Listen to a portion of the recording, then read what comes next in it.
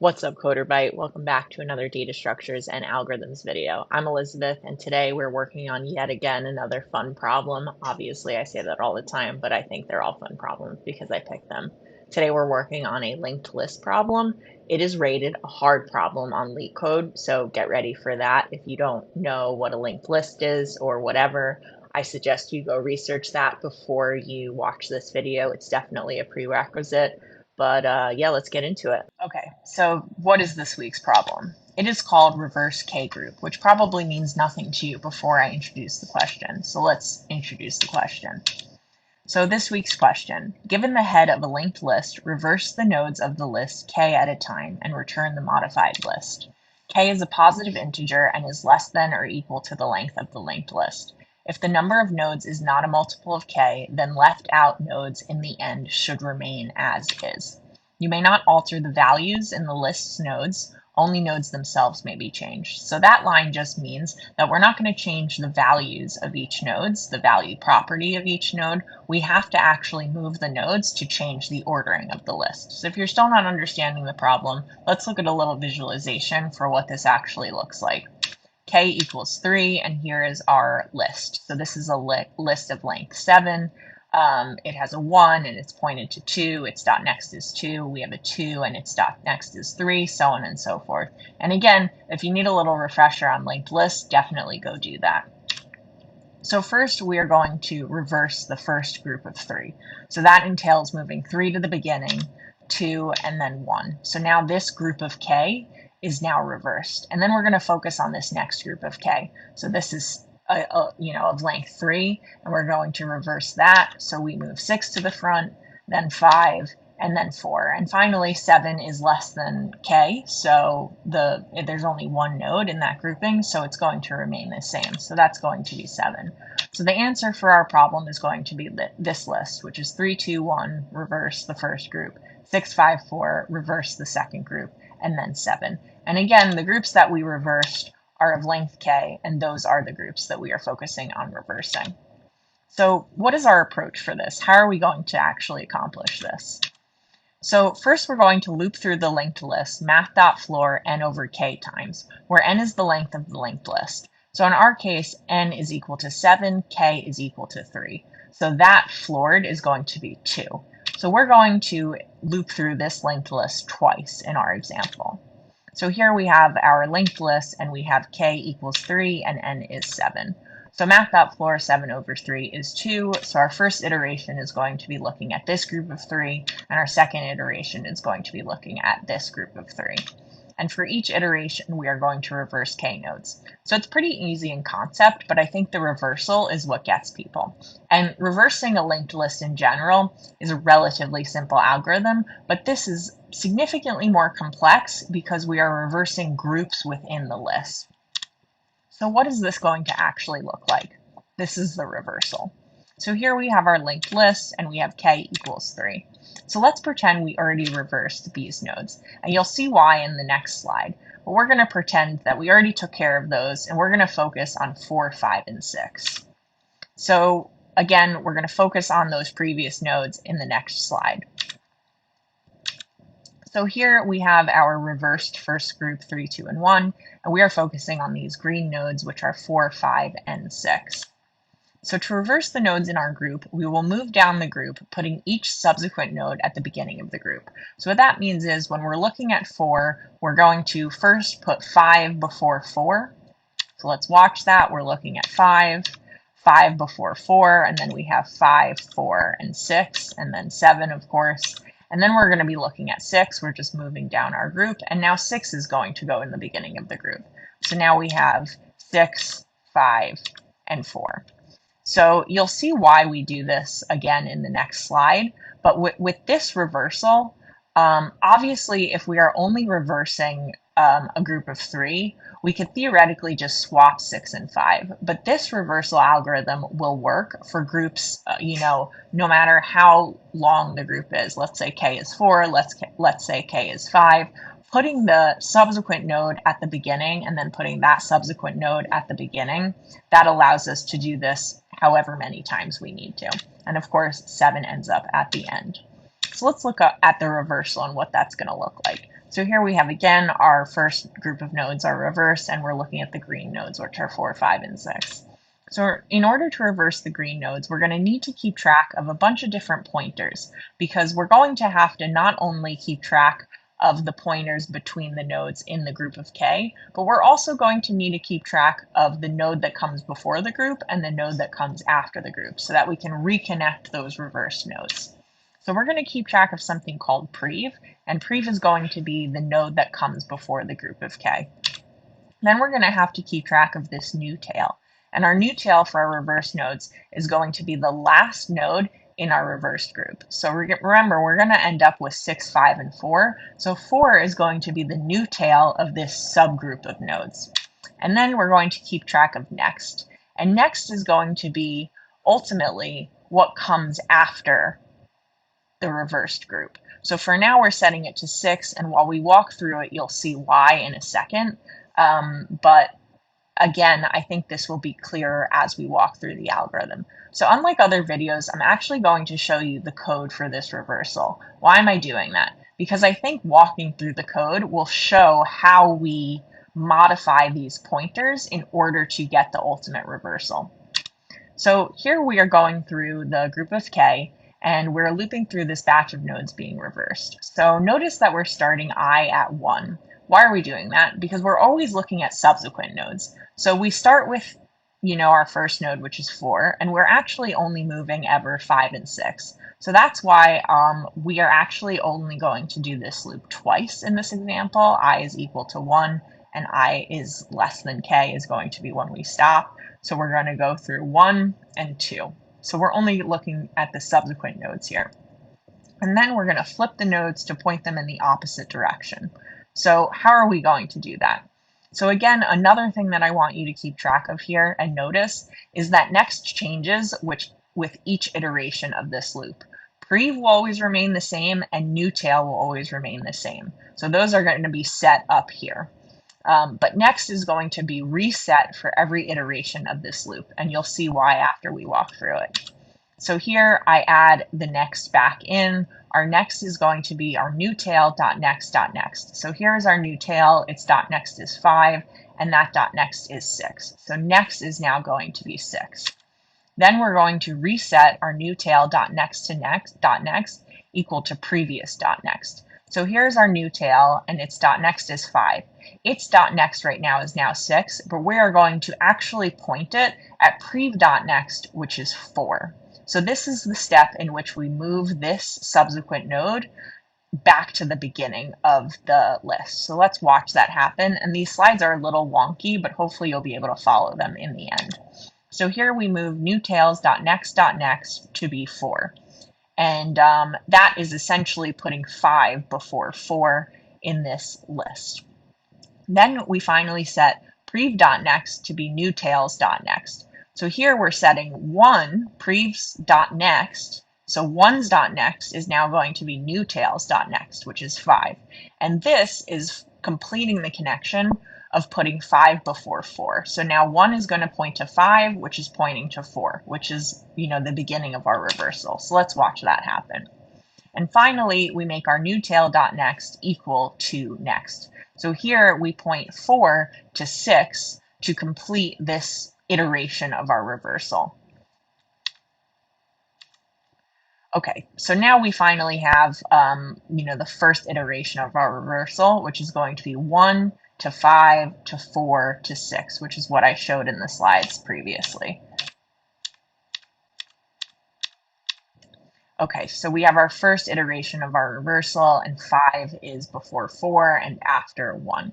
So let's walk through this again and watch the reversal complete. So again, we have no .next here. We're going to reset it after our second iteration. So here we set our .next to be 7 this time because our next is still new tail.next. So that will be 4, which points to 6, which points to 7. Here's our next. Now we're going to set our new tail.next equal to previous.next. So new tails.next, instead of pointing to 7, is now going to point to 5. And again, this is the step where we put the subsequent node at the beginning of our reversed list. So here we set our 6 to be .next of 5. Then we set our previous .next equal to our new tails .next. So here is where we connect 1 to the new, reverse node, which is 6. And then finally, we set our new tails.next equal to .next. So this is where instead of 4 pointing to 6, 4 is now our actual tail. So 4 is now going to point to 7. And here we finally have our reversed list, which is 1 pointed to 6, pointed to 5, pointed to 4, pointed to 7. So we finally have our reversed subgroup. So here we have our actual reversal. Okay, so let's talk about that first group and why we didn't talk about it initially. So let's tackle that first group. So here's our original linked list, and you'll remember that we focused on 4, 5, and 6 as our first group. So why didn't we focus on 1, 2, and 3?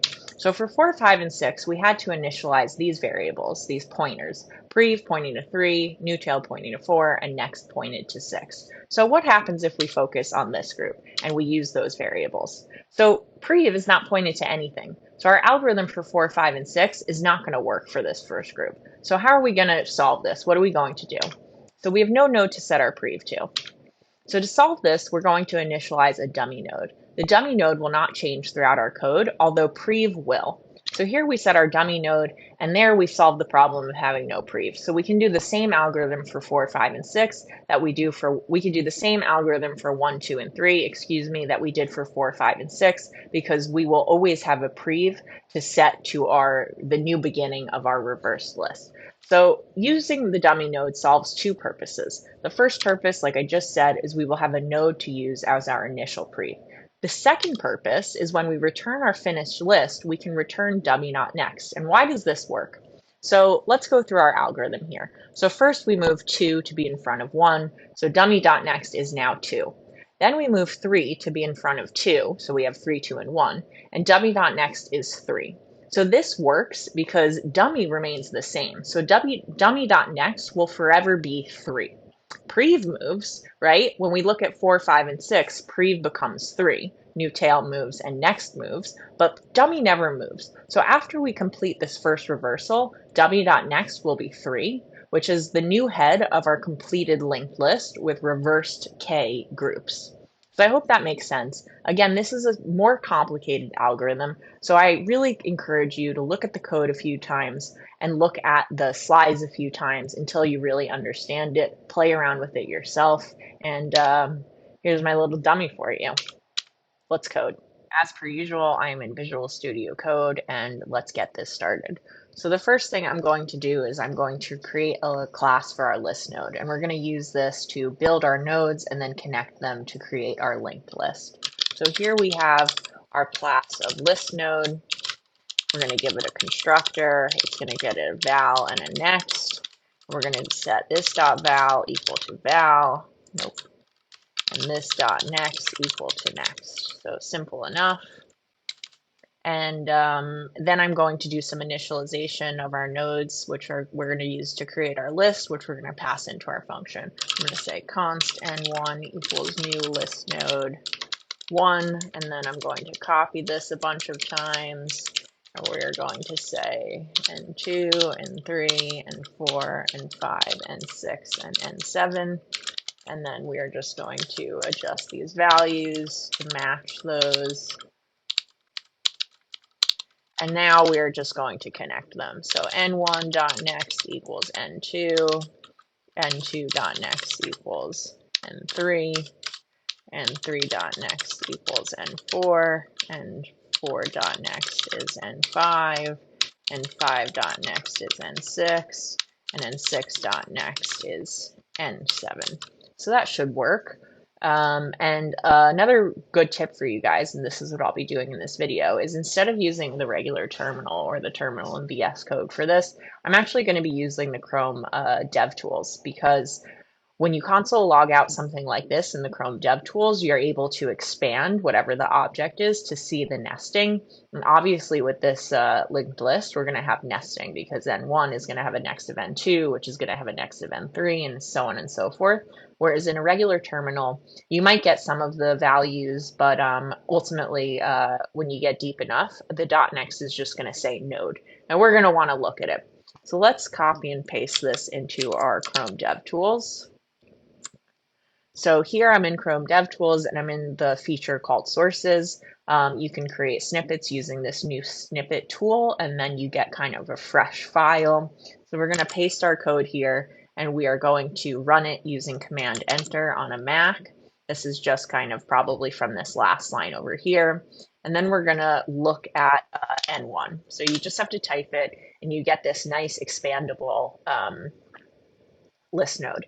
If anyone knows how to do this in VS Code, I've done a lot of research and I can't figure it out. So if you have a way to, make this a nice clickable, expandable object, please write it in the comments. Okay, so we have our first list node. It has a value of 1, its next has a value of 2, its next has a value of 3, blah, blah, blah, blah, blah, until we get to 7, which has a next of undefined. So that's exactly what we want. So let's leave that there. I am going to be typing the code in VS Code just because it's a, more robust code editor, but we'll switch back and forth here and copy and paste our code.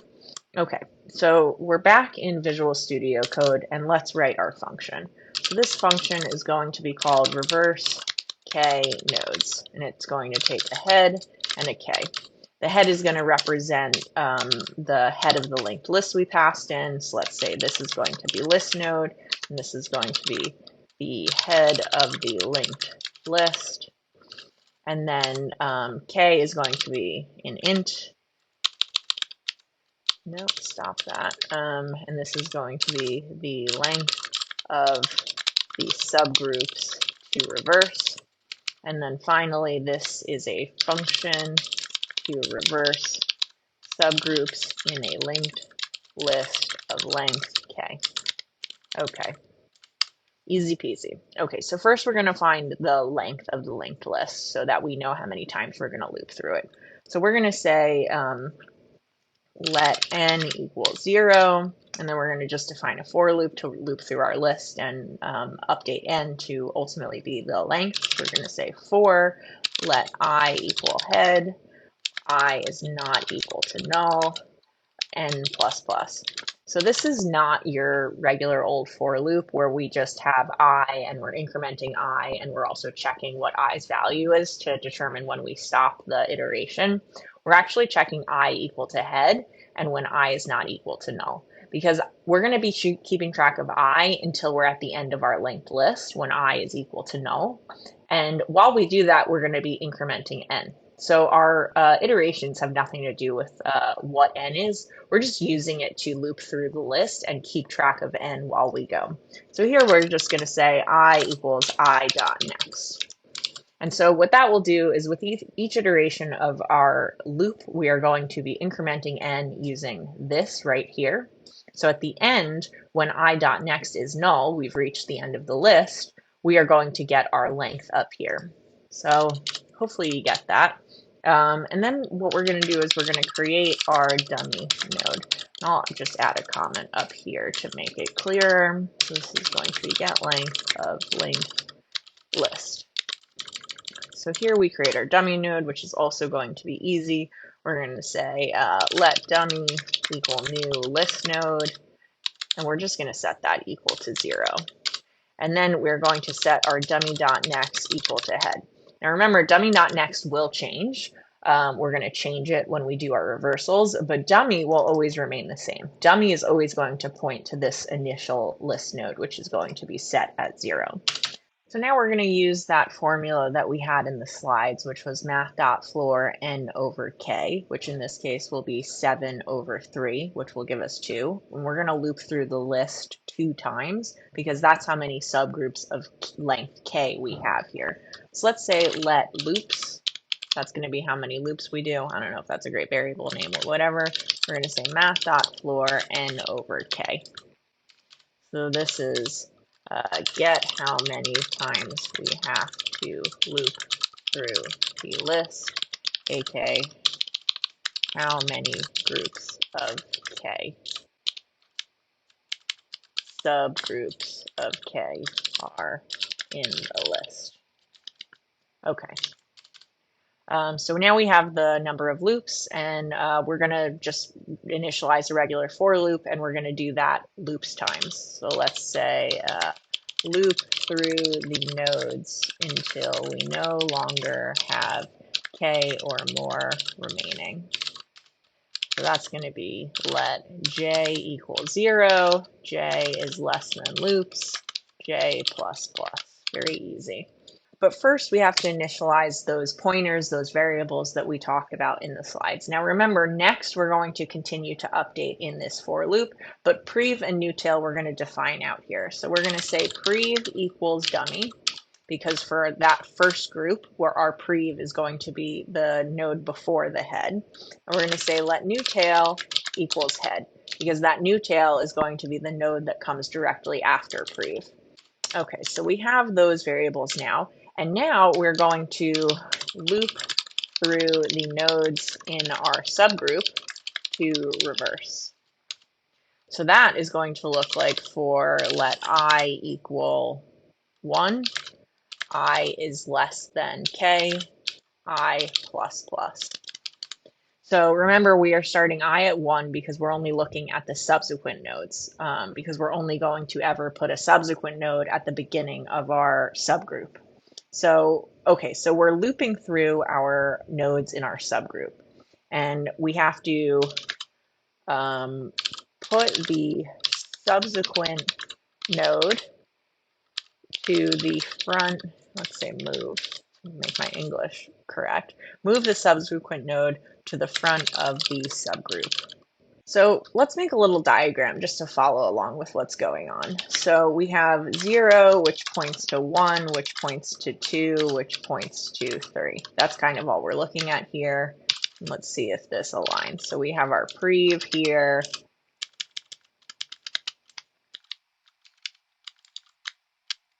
We have our newtail here.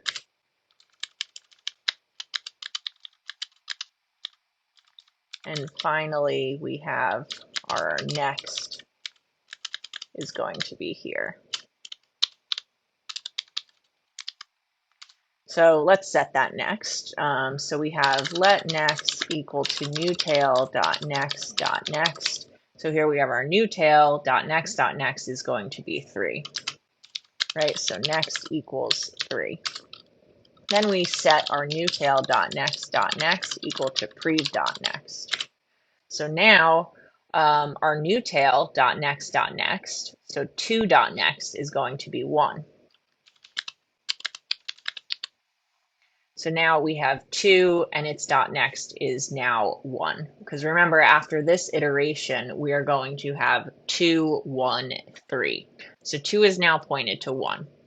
So 2 is now moved in front of 1. And what we need to do is connect prev, which is 0, to 2. So now we are going to do prev dot next equal to newtail dot next. So that is setting 0's dot next to be 2.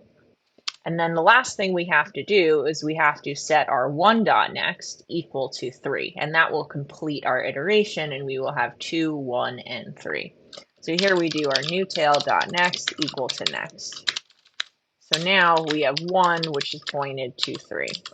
So if we go back here, we have 0, which is pointed to 2. We have that in this line, which is pointed to 1, which we have in this line, which is pointed to 3, which we have in this line. So we end up with 0, 2, 1, and 3, which remains the same.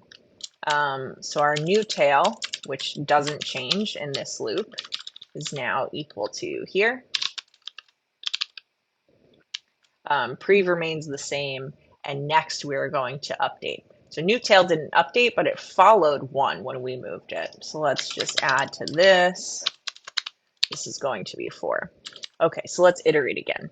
So our next is now equal to our newtail dot next. So that is going to be 4. Our newtail dot next, so let's make this 4. Our newtail dot next, so that is now going to be 3's dot next is now going to equal to prev dot next, which is 2. So now this is going to be 3, and this is going to be 2. And that moves 3 to the beginning of the subgroup. So now we're going to set our prev.next equal to our new tail.next. So prev.next is now going to be 3. And our new tail.next is going to be next. So 1's.next is now going to be 4. And like that, we have 0, which is pointed to 3, which is pointed to 2, which is pointed to 1, which is pointed to 4. So we've successfully reversed our subgroup. So let's say this is 3 now, this is 2 now, this is 1 now. So that's exactly what we want. So after all this is done, we have to shift all of our pointers to the next subgroup. So after this reversal, we're going to set our prev equal to our new tail. So our prev, so here we have to update this new tail. So our prev is going to be equal to our new tail. So I didn't move that. So let's move that. So this is our new tail because new tail didn't change throughout the whole thing. So new tail is 1, next is 4, which we have set here, and prev is here. So our prev is now equal to our new tail. So this is going to be prev. And we haven't unset our new tail yet, and you'll see why I'm leaving that there in a second. And new tail is now new tail.next equals next. Excuse me, new tail is equal to new tail.next. Okay, so new tail is now equals to new tails.next. So if new tail was 1, it is now 4. And then we have reset all of our pointers. So when we continue this iteration, we are going to, prev is now, that's not applicable. And then we are going to set our first dot next. Okay, so we iterate again. We're doing our second subgroup. So next is equal to new tail.next.next. So that is going to be 6. New tail.next.next is now prev.next. So 5's dot next is now 4. Prev's dot next is now new tails dot next. So 1's dot next is now 5. And new tails dot next is next. So new tails dot next, 4 dot next is now next, which is 6. So here we have 1, which is connected to 5, 5, which is connected to 4, and 4, which is connected to 6. So we end up with a 5 here, a 4 here, and 6 stays here. New tail follows 4, and next we are about to reset. Okay, so we're going to do this one more time. So next is new tail.next.next. So new tails.next.next is 7. New tail.next.next is now equal to prev.next. So 6's dot next is now equal to 5.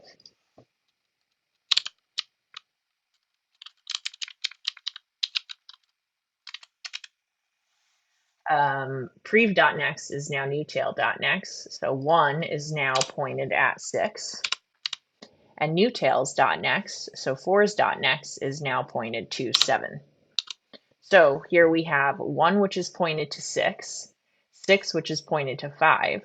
5 is still pointed to 4. We never touched this connection. And 4 is pointed to 7. So we end up with 6, 5, and 4. And remember, our new tail follows 4. And our next gets unset because we finished this loop. So finally, we set prev equal to our new tail. And our new tail is equal to our new tail.next, which basically is null.